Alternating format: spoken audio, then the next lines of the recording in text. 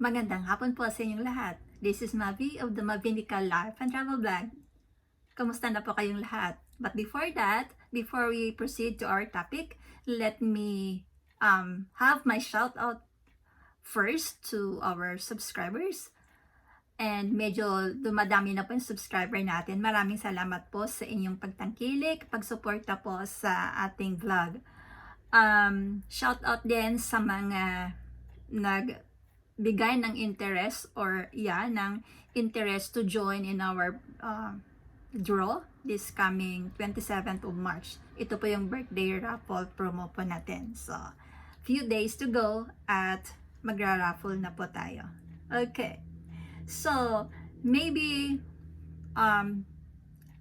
most of us are into like asking, what is the most in demand and most or the highest paying jobs in New Zealand, especially for people who are working in the Philippines and living in the Philippines. Parang dream nila makapunta sa New Zealand and makapagtrabaho na medyo maganda naman po ang sweldo. So to prepare you for that, especially for those who are studying in the university or college, dapat po malaman natin yan. Ano ba yung mga highest paying jobs in New Zealand para ma-prepare natin at matake natin yung course na gano'n, di ba? Sayang naman kung kinukuha natin yung course and then hindi naman pala siya in demand or hindi naman pala mataas ang sweldo. Tama? So, depende rin po yan kung saan yung dream country na pupuntahan nyo para mas maganda po, kumbaga nakaswak na kaagad yung inyong course. Okay, so ayon po dito sa ating sinaliksik, ito po yung 11 highest paying jobs in New Zealand 2021 edition. So bagong-bago po siya, fresh from the oven. So for those who are about to take their college studies by June, so pag-isipan na po natin ano bang klaseng kurso ang kukunin natin. So para sa mga anak natin at para sa mga nanonood na mag-aaral this June para sa university. Okay.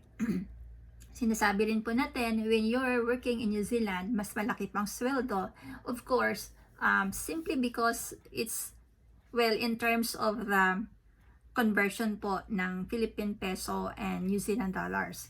So for every 1 New Zealand dollars, ang equivalent po nito ay 34 Philippine pesos or depende po, minsan 35. Okay? So yun po. Kaya kung sumasahod po kayo ng New Zealand dollar, ibig sabihin mas mataas na talaga agad siya.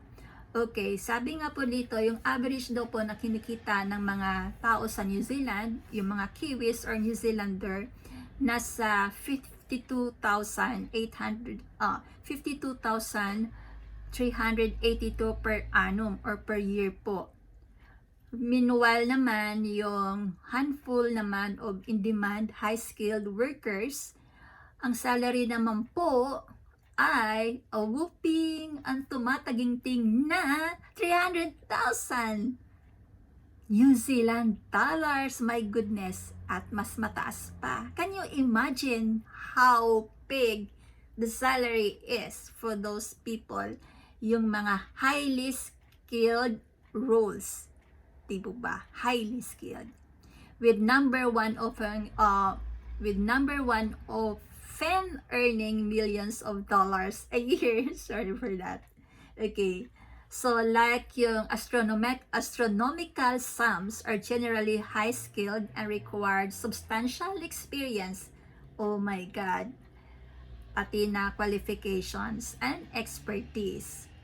They are usually found in the business, finance, technology, and medical sectors. Kasama na rin po dyan yung mga nurses. Ang dami pong nurses sa New Zealand and they're actually receiving, malaking sweldo po ang mga nurses dito. Okay. As a general rule, the closer you are to the money, the higher you pay. Anong ibig sabihin nun? This is reflected in the types of roles found in the list. Okay, tingnan po natin ano ba. So, combined data po ito ng various sources to bring us this list. So, ito po ay isang Article published by training.co.nz. So, ayan. So, training.co.nz. Yan po yung nag-publish po ng article. So, we need to know ano-ano naman po yan. So, and then, whether you are in Auckland, or in Wellington, Queenstown, Christchurch, or anywhere in between, kasi po ito po yung mga major cities po ng New Zealand, where in Wellington po yung capital city, and then the biggest city po ay Auckland, kung saan po ako naroon. Okay, so let's see, ano ba yung job title? Ano nga ba? First po ay CEO, Chief Executive Officer / Managing Director. Yung pinakamababang sweldo po nila in a year ay $120,000 New Zealand dollars, and then yung mid $195,000 New Zealand dollars, and yung pinakamataas na sweldo ng isang CEO or Managing Director is a whooping 4.5 M. 4.5 million. So, imagine, times 34, yun po yung sweldo nila. And then, next po, yung number 2, surgeon. Private sector. Ito po yung mga nag-o-opera. Not opera house. Not opera na nagpe-perform sa mga, like sa mga stage. Ito po yung nag-o-opera sa atin. So, yan po.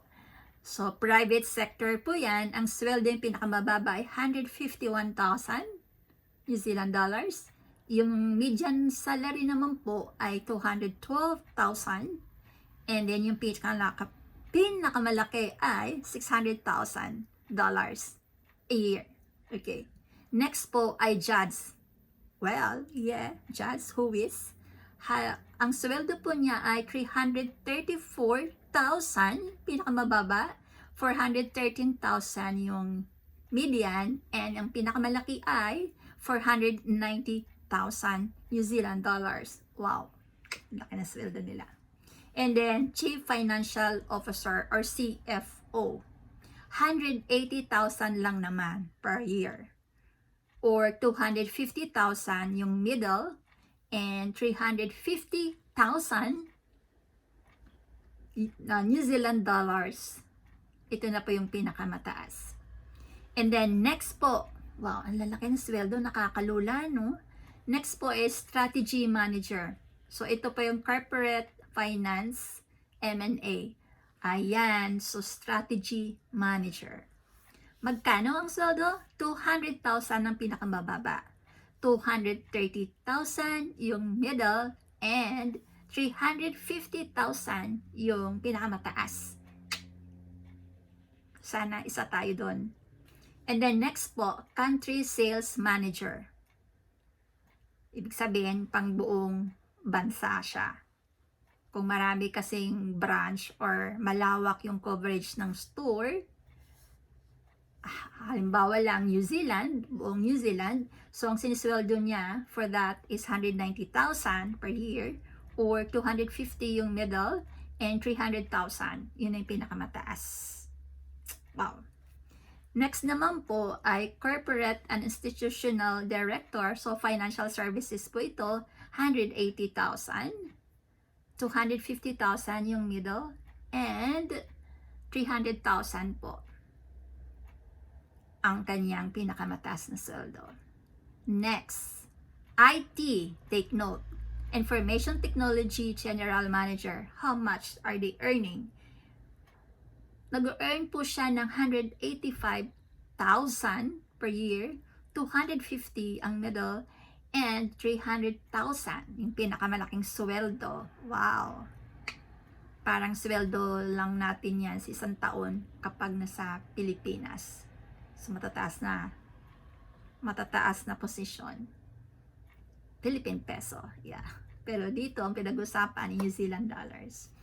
And next po naman po dito ay Chief Technology Officer or CTO, Head of Technology, 200,000 na sweldo niya. 250 yung middle, and 300,000 yung pinakamataas. Wow. And then investment director, in-house corporate strategy, M&A, 150,000. Ang pinakamababa, 205 yung middle, and 250 yung highest sa sweldo niya. And then lastly, so 11, pang number 11, HR, General Manager, or Human Resource General Manager, Head of Human Resource, 150,000, 200 yung middle, and 250,000 a year para po sa kanyang sweldo. Yan po yung pinakamataas. Okay. So yun po, actually po, makikita po natin tong mga ito doon po sa, merong pong app ang New Zealand for that, yung Outlook po niya, merong ginagamit silang occupational outlook na kung saan makikita natin yung mga sweldo, ano ba yung in demand na trabaho, and all. So, I'll be discussing to you that later. Tingnan po natin, gagawa tayo ng panibagong vlog for that para malaman po natin paano, saan natin makukuha yung mga ideas na ganyan. So, may app po yan, may application na pwede nating makita. Okay, so yun po yung top 11 na mga highest paying jobs po dito sa New Zealand. So mga professional naman na po yan, meaning matataas na talaga ang sweldo. Meron din namang ibang klaseng sweldo for the migrants, yung mga OFW, migrant workers, may mga skilled worker, iba rin po yung sweldo nila. Sometimes po, o most of the time, mas malaki ang sweldo ng mga iyon compared to dun sa mga New Zealander. Kasi nga, most of the time, ang mga New Zealand, hindi sila, or wala silang interest sa ganong klaseng skilled job. Kaya nga po, may shortage po ang New Zealand, kaya nga po sila nag-hire ng mga overseas worker. Kaya po ang mga Pinoy may chance to go to New Zealand and work here, and then later on, pwedeng silang maging resident or citizen, given po yung kanilang skills. Kasi pwede naman po mag-apply for a resident or a PR, ganyan. So, yun po. So, ganyan po ka-in-demand yung mga trabaho, and ganun din po kalaki yung sweldo. And I think all we need to do for those who will be studying this June sa mga universities or college, think of that. Consider that one if you're really thinking of getting a high-paying jobs, and siguro outside of the Philippines, say New Zealand, pwede po nating i-consider yan. Tama po ba? So, kung meron kayong mga comments, suggestion about that, I'll be happy to assist you. Pwede akong maggawa pa ng vlog, or pwede akong mag-comment kapag may mga comment kayo. Ilagay nyo lang po yung comment nyo dun sa comment section para po mabasa ko at masagot ko kayo. Okay?